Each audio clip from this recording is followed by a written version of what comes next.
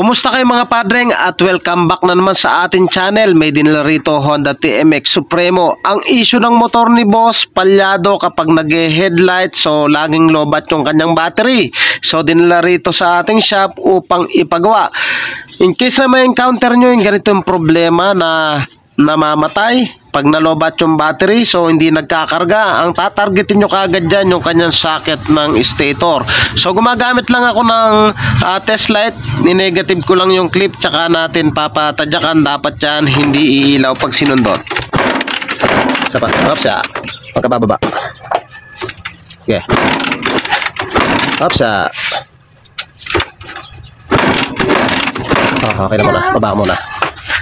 Lalabas lamang ang kuryente kapag kinat natin yung isang wire, tapos ilalagay natin sa negative o sa chassis ng ating makina. Balatan lang natin itong wire, tapos dugtungan natin ng kapirasong wire, tapos i-direct natin dito sa tornilyo para mapalabas natin. Dapat iilaw po yan ng malakas.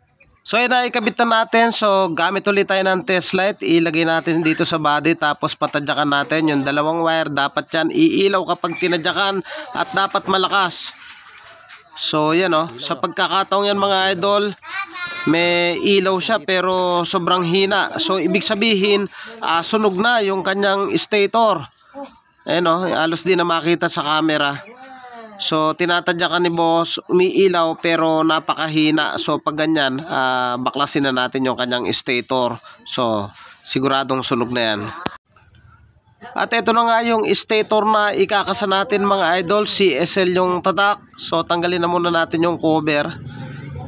So medyo mainit. So baklasin natin to. Tapos check natin. Ayan sunog mga padreng. So kung bakit umiilaw siya kanina pero malabo. So ayan, nakasa ko na yung bago. So ayan sunog dito sa yung luma.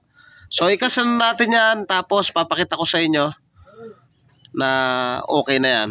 So lagyan lang natin ng gasket, tapos kabit na natin yung kanyang magneto cover kasama yung kanyang stator. Tapos same procedure, gamit yung test light, papalabasin natin yung kuryente sa pamamagitan ng tadyak lang. Dapat malakas yung ilaw na binubuga nung ating stator. So balik na muna natin to.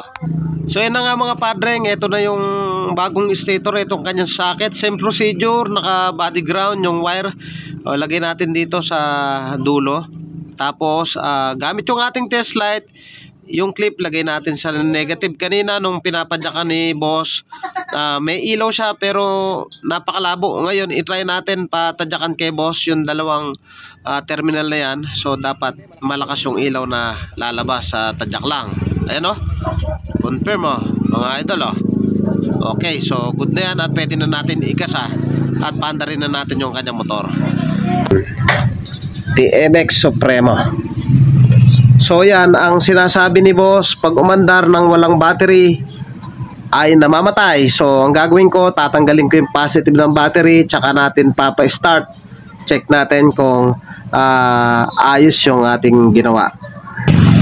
So yung mga padreng, tinanggal ko na yung positive ng battery. Pa-start natin kay boss. Ayan anak ni Sir Aris.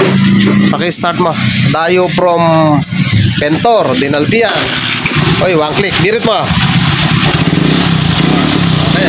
Okay. Sige, birit mo pa. Tingnan nyo mga idol nakatanggal yung positive pero hindi namamatay yung makina. So i-try mo dikit mo positive. Tingnan natin yung kanyang voltmeter. Ayan tingnan nyo nagkaka-14. Malakita 13.6. So nagkaka-14. So ibig sabihin nasolusyonan natin yung issue ng motor ni boss. Sinasabi rin niya pag nag-headlight, yun na nga, lalo nang naloloko at namamatay.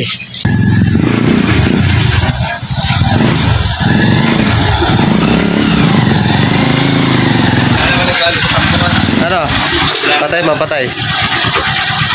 Anong dating? Malakas. Wala nagbago sa takbo. So mga padreng, kung nais nyo magpagawa at taga-Bataan lamang po kayo, sumadya lang po kayo dito sa ating shop. Dito lamang yan sa Pulo, Hermosa, Bataan. At tabing tulay lang po tayo mismo. Thank you po sa inyo. God bless at mabuhay po kayo.